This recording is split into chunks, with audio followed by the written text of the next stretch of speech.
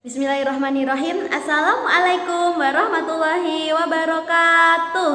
Selamat pagi anak-anakku semuanya. Apa kabar kalian hari ini? Bu Yona harap kalian tetap sehat ya di rumah. Amin. Nah, hari ini hari yang baru, bulan baru, tahun baru, dan tentunya semester baru. Nah, meskipun pembelajaran kita masih daring, masih belum tatap muka di kelas seperti dulu, tidak apa-apa.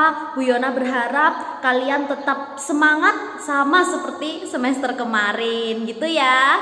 Harus tetap semangat, oke?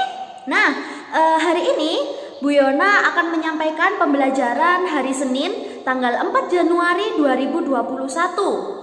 Yang pertama, kalian akan mendengarkan sebuah cerita yang akan dibawakan oleh Pak Soleh, yang pastinya ceritanya menarik sekali. Kemudian kalian akan melihat video cara meringkas cerita yang akan dipandu oleh Bu Hilda. Wah, menarik sekali ya. Dan berikutnya kalian harus menyelesaikan sebuah misi. Nah, kira-kira apa ya misinya? Nah, nanti dalam penyelesaian misi itu kalian akan dipandu oleh Bu Tina. Nah, pastinya seru banget ya pembelajaran hari ini. Nah, itu saja yang Bu Yona sampaikan. Bu Yona berharap kalian tetap semangat dalam belajar dan jangan lupa selalu jaga kesehatan. Sekian dari Bu Yona. Wassalamualaikum warahmatullahi wabarakatuh. Assalamualaikum warahmatullahi wabarakatuh. Selamat berjumpa kembali dengan Pak Soleh di semester baru di tahun baru 2021. Baik, Pak Soleh akan membacakan sebuah cerita yang berjudul Semut dan Belalang. Pak Soleh akan membacakan per paragraf. Cerita ini ada 4 paragraf. Paragraf pertama. Suatu hari di musim panas yang terik dan melelahkan, seekor semut terlihat rajin bekerja mengumpulkan makanan. Ia mencari dan mengangkut bahan makanan yang ia temukan untuk dikumpulkan dan disimpan di dalam lumbungnya. Paragraf kedua. Meski panas yang terik dan hujan yang turun membasahi tanah dan tubuhnya, ia tetap bekerja dengan giat agar nanti saat musim dingin tiba, semut bisa memiliki persediaan makanan yang cukup untuk bertahan hidup. Melihat hal ini, si belalang menegur semut dengan berkata, "Hei semut, kenapa kamu begitu rajin mengumpulkan makanan tanpa henti?" Kemudian dijawab oleh semut, "Aku harus mengumpulkan banyak makanan agar saat musim dingin nanti tidak mati karena kelaparan." Paragraf ketiga. Mendengar jawaban si semut, belalang pun tertawa terbahak-bahak katanya. "Hahaha, kenapa repot sekali, musim dingin masih lama." Belalang pun berlalu sambil memakan daun yang jadi makanannya. Semut tetap bekerja dengan keras dan giat mengumpulkan makanan yang banyak. Sementara sepanjang musim panas dan musim selanjutnya belalang tetap bermalas-malasan dan tidak mengumpulkan makanan untuk musim dingin di mana persediaan makanan nantinya akan sulit dicari. Paragraf terakhir atau paragraf 4. Sampai akhirnya musim dingin datang dan ternyata berlangsung lebih lama dibandingkan sebelumnya.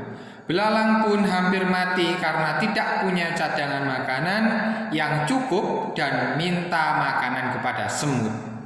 Semut yang baik hati tidak tega melihat belalang yang kelaparan dan mau berbagi makanan dengannya. Oke, itulah anak-anak cerita yang Pak Soleh bacakan. Kalian bisa memperhatikan dengan sesama di rumah dan mempelajarinya. Demikian, wassalamualaikum warahmatullahi wabarakatuh. Alhamdulillahirrabbilalamin. Anak-anak tadi sudah menyimak cerita yang disampaikan oleh Pak Soleh yang berjudul Semut dan Belalang. Nah, hari ini anak-anak kita akan belajar bagaimana cara menyimpulkan isi cerita. Nah, anak-anak sudah tahu belum sih bagaimana cara menyimpulkan cerita? Nah, yang pertama yakni anak-anak harus memperhatikan isi paragraf tersebut. Kemudian yang kedua, anak-anak harus mencari kalimat utama. Apa sih Bu Hilda kalimat utama itu? Yaitu yang di dalamnya mengandung atau menjadi informasi utama dari cerita tersebut. Nah, dari cerita yang disampaikan oleh Pak Soleh tadi, kira-kira anak-anak sudah bisa menyimpulkannya atau belum? Kalau belum, hari ini kita akan simak bersama-sama ya dari paragraf yang pertama. Paragraf yang pertama kesimpulannya yaitu seekor semut terlihat rajin mengumpulkan makanan. Nah, seekor semut terlihat rajin mengumpulkan makanan. Di paragraf yang kedua, seekor semut tadi bekerja keras anak-anak mengumpulkan makanan untuk persediaan ketika musim dingin. Nah, di paragraf ketiga terlihat semut masih terus giat untuk mengumpulkan persediaan makanan walaupun melihat seekor belalang yang bermalas-malasan anak-anak. Kemudian yang keempat, nah tibalah musim dingin tiba. Akhirnya seekor belalang hampir mati kelaparan karena dia tidak memiliki persediaan makanan. Dari situ si semut yang baik hati mau berbagi makanan dengan belalang. Nah, itu tadi kesimpulan cerita dengan yang berjudul Semut dan Belalang yang disampaikan oleh Pak Soleh tadi. Nah, anak-anak di rumah setelah ini belajar menyimpulkan isi cerita yang disampaikan oleh Bu Tina ya. Tetap semangat. Assalamualaikum warahmatullahi wabarakatuh. Bagaimana kabarnya anak-anak yang soleh-soleha kelas 3? Semoga kalian baik-baik saja. Hari ini Bu Tina mau membacakan sebuah cerita tentang kisah seekor semut yang balas budi. Anak-anak tahu kan tentang semut? Semut itu binatang ciptaan Allah yang mempunyai sifat penolong. Hari ini Bu Tina membacakan cerita ya. Paragraf pertama yaitu suatu hari di tengah hutan yang damai ada seekor semut kecil yang hendak menyeberangi sungai. Sungai yang akan diseberangi memiliki arus air yang sangat kencang. Dengan hati-hati, semut menyeberangi sungai menggunakan kakinya yang kecil. Tapi di tengah sungai, ia pun tergelincir oleh batu yang licin dan terbawa arus sungai yang deras. Ia pun berteriak minta tolong sekuat tenaga. Tolong, tolong, tolong. Paragraf kedua. Seekor burung merpati yang kebetulan tengah terbang melintasi sungai mendengar teriakan si semut. Suara apa itu ya?